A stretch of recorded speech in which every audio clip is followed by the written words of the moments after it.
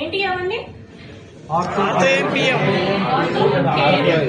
అంటే total joints and bone health కి మొత్తం అన్నిటికీ ఉన్న విన్మార్క్ సప్లిమెంట్స్ ప్రొడక్ట్స్. ఓకే, ఫస్ట్ అదేంటి?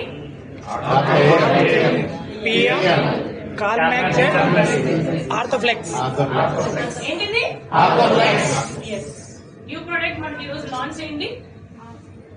బేసిక్ పాయింట్స్ అన్ని కూడా ఇప్పుడు మనం కవర్ చేద్దాం. ఎస్, ఇందాక మనకు ఆల్రెడీ సార్ చెప్పారు, మన హెడ్ ఒక చాట ఉండి మన బాడీ ఇలా ఉంటే వీఆర్ ఈక్వల్ టు యానిమల్స్. అంటే మన టోటల్ స్కెలిటల్ స్ట్రక్చర్ అంతా బాగుంటేనే మన బాడీ అంతా హెల్దీగా ఉంటుంది. ఉంటే సరిపోదు, స్ట్రక్చర్ బాగుండాలి, హెల్దీగా ఉండాలి, లూబ్రికేషన్ ఎక్కువ ఇవ్వాలి, అండ్ ఇంకోటి ఏంటి? ఫ్లెక్సిబిలిటీ. ఆర్థోఫ్లెక్స్ లో ఫ్లెక్స్ అంటే ఏంటి? ఫ్లెక్సిబిలిటీ. ఆర్థోఫ్లెక్స్ లో ఫ్లెక్స్ అంటే ఏంటి? Flexibility. Okay, now I have a question. Who suffers more from bone and joint pains in India? Males or females? Females. Both.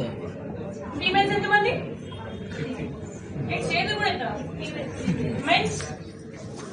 Men కి హై ఓట్ వచ్చింది కదా. I'm so sorry, the answer is females. Females కి ఎక్కువ bones and joint issues వస్తాయి. ఎందుకు? ఇండియాలో ఎక్కువగా మనకి మేల్స్ తో పోల్చుకుంటే ఫీమేల్స్ కి చాలా ఎక్కువగా వస్తూ ఉంటాయి. చాలా డిఫరెంట్ టైప్స్ ఆఫ్ ఉంటాయి.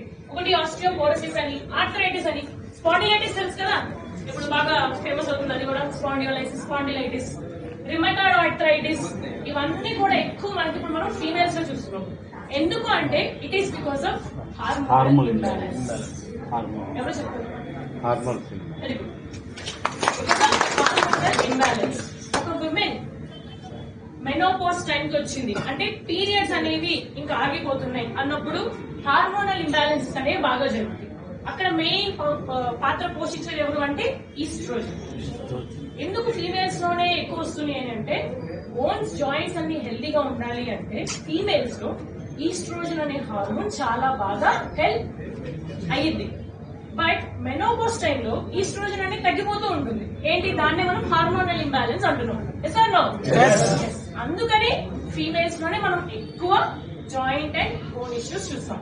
అలా అని చెప్పి కంప్లీట్ అనే కాదు, 60% ఉంటే 50% అలా. ఏ ఫ్యాక్టర్స్ వల్ల ఎక్కువగా మనకి జాయింట్ పెయిన్స్ వస్తాయంటే ఒకటి ఫస్ట్ జెండర్, మేలా ఫీమేల్ అనేది. నెక్స్ట్ ఏజ్, 30 years తర్వాత దాటిన వాళ్ళందరికీ. ఒకప్పుడు 40-50 అని చెప్పే వాళ్ళు ఇప్పుడు 30 years అని చెప్పుకోవచ్చా? అండ్ దెన్ ఫిజికల్ యాక్టివిటీ లేక కూడా బోన్స్ అన్నిటిలో ఫ్లెక్సిబిలిటీ తగ్గిపోయి ఇష్యూస్ అనేవి కూడా వస్తున్నాయి. And amount of calcium in your diet. కాల్మాక్ డిజర్ట్ లో ఉండే ఫస్ట్ ఇంగ్రీడియంట్ ఏంటి? కాల్షియం. సప్లిమెంట్ ద్వారా తీసుకునే వాళ్ళు తీసుకుంటున్నారు, డైట్ ద్వారా తీసుకుంటున్నారా? చిన్నప్పటి నుండే కొంతమందికి పాలు ఇవ్వరు, డబ్బా పాలు అవి, వాటిలో కాల్షియం ఉంటుందా? చాలా తక్కువ ఉంటుంది. సరే, అట్లీస్ట్ కొంచెమైనా ఉంటుంది. బట్ మిల్క్ అంటే ఎలర్జీ ఉన్న వాళ్ళు ఎంతమంది?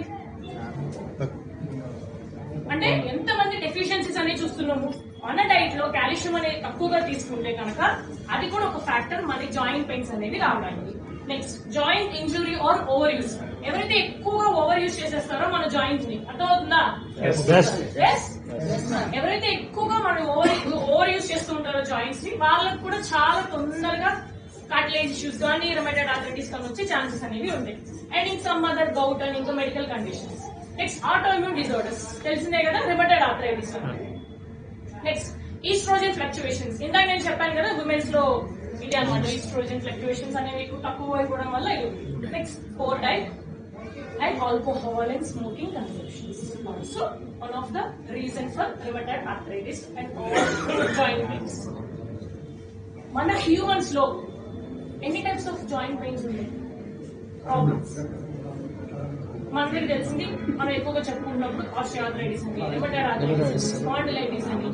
బట్ మోర్ దాన్ 100 ఉంటాయి. బట్ దాంట్లో మనకి ఎక్కువగా చూసేవి చాలా తక్కువ. చాలా డిఫరెంట్ టైప్స్ ఉంటాయి. ఫ్రాక్చర్స్ అని చెప్పి, లిగమెంట్ ఇష్యూస్ అని చెప్పి, ఇలా చాలా.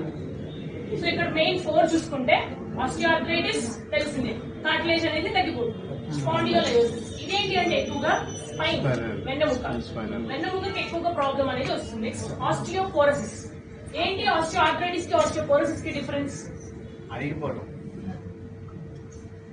ఆస్టియో ఆర్థరైటిస్ లో అరిగిపోతుంది, బట్ ఆస్టియోపోరోసిస్ లో ఏంటి అంటే అట్లేదంతా బాగానే ఉంటుంది, బోన్ అనేది వీక్ గా ఉంటుంది. జస్ట్ చిన్న దెబ్బ తగిలిన కింద పడినా ఈజీగా బ్రిటిల్ అవుతుంది, ఈజీగా బ్రేక్ అయిపోతుంది. ఇది కూడా మనం ఫీమేల్స్ లో ఎక్కువగా చూస్తూ ఉంటాం. Next osteopenia. ఇది కూడా అంటే నథింగ్ మచ్ డిఫరెన్స్. దీంట్లో ఏంటంటే బోన్ డెన్సిటీ అనేది తగ్గిపోయింది, అంటే బోన్స్ లో ఈ కాల్షియం మెగ్నీషియం ఏవైతే ఉంటాయో అవన్నీ అనేవి తగ్గిపోతూ ఉంటాయి. అదొక ప్రాబ్లం. Next rheumatoid arthritis. ఇది ఆటో ఇమ్యూన్ డిసీజ్ వల్ల వచ్చింది. అవే ఆస్టియో రిమటైడ్ స్పాండిలోలైసిస్. ఇక్కడ చూడండి ఆస్టియోపోరోసిస్. బోన్ అంతా బాగానే ఉంటుంది, కానీ దాని లోపల సత్తా అనేది ఉండదు, తగ్గిపోతుంది. సో ఈజీగా బ్రిటిల్ అయిపోతుంది. ఇంట్రడ్యూసింగ్ ఆర్థోఫ్లెక్స్.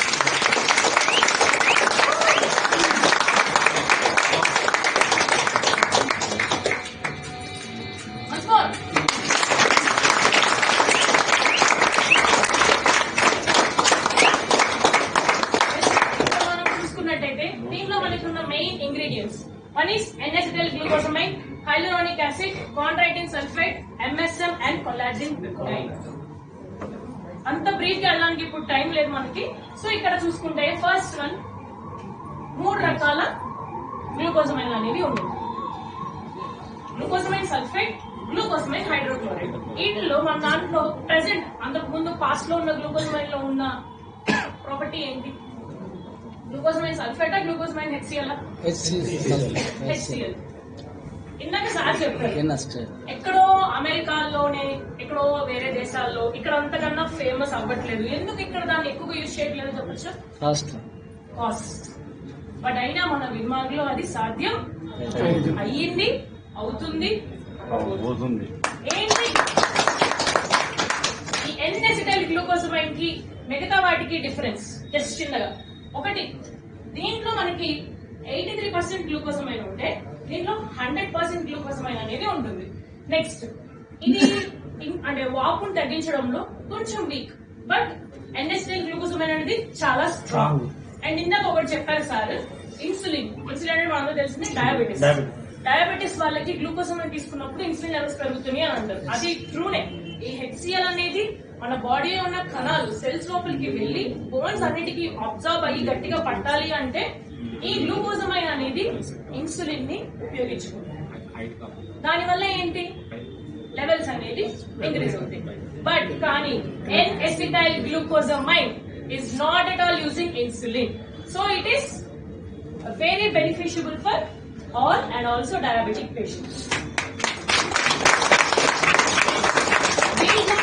అండ్ ఆల్సో ఏంటి అంటే అక్కడ ఇన్సులిన్ ఎలా అయితే యూజ్ చేసుకుంటుందో ప్రోటీన్ ని కూడా యూజ్ చేసుకుంటుంది అనమాట, హెచ్సిఎల్ అండ్ సల్ఫేట్ అనేది.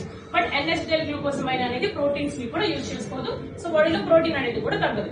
Next it is salt free, ఉప్పగా కూడా ఉండదు. గ్లాస్ కొట్టండి నిద్రపోతుంది. ఇది సాల్టీగా ఉంటుంది, అదైతే బిటర్ గా ఉంటుంది, బట్ ఇది స్వీట్ అండ్ ప్లెజెంట్. స్వీట్ గా ఉంటుంది, ప్లెజెంట్ గా కూడా ఉంటుంది.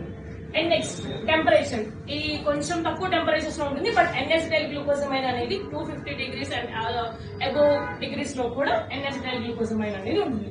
సో మెయిన్ మనం ఫంక్షన్స్ చూసుకుంటే ఫస్ట్ థింగ్ కార్టిలేజ్ ని రిపేర్ చేస్తుంది, అండ్ దెన్ లూబ్రికేషన్ ఇస్తుంది, ఫ్లెక్సిబిలిటీని కూడా పెంచుతుంది. ఏంటిది? ఫ్లెక్సిబిలిటీ కూడా పెంచుతుంది. ఆర్థో అండ్ దెన్ ఇన్ఫ్లమేషన్ ని, పెయిన్ ని రెడ్యూస్ చేస్తుంది. దాని తర్వాత హైలరోనిక్ యాసిడ్ అనేది కూడా మన బోన్స్ లోనే, మన బాడీలోనే ఉంటుంది. కానీ అది ఏంటి అంటే ఈ ప్రాబ్లం ఆస్టియో ఆర్థరైటిస్ కానీ రుమటాయిడ్ కానీ ఉన్నప్పుడు వాళ్ళలో ఏంటంటే హైలరోనిక్ యాసిడ్ అనేది కూడా తగ్గిపోతుంది. దాన్ని కూడా N-acetyl glucosamine అనేది ఇంక్రీజ్ చేస్తుంది. నెక్స్ట్ హైలరోనిక్ యాసిడ్ ఇందాక చెప్పా కదా నేను, మెయిన్ గా ఇది ఏంటి అంటే జాయింట్స్ కి లూబ్రికేషన్ ఇచ్చింది, అంటే ఫ్రీగా మూవ్ అవ్వడానికి లూబ్రికేషన్ లాగా వర్క్ అవుతుంది మన బాడీలో. And then shock absorption. కొంతమంది పరిగెట్టినప్పుడు, హారన్స్ నడుస్తున్నప్పుడు, ఇంకేదైనా వర్క్ చేస్తున్నప్పుడు కాళ్ళు నడుచుకొని ఒక్కసారిగా షాక్ కొట్టినట్టు ఇట్లా అనిపిస్తుంది, కార్టిలేజ్ అంతా అరిగిపోయిన వాళ్ళలో చూసుకుంటే. అలాగా ఆ షాక్ అబ్జార్ప్షన్స్ అనేవి రాకుండా ఉండడానికి this hyaluronic is 100% beneficial. And also ఇది కూడా కార్టిలేజ్ ని కూడా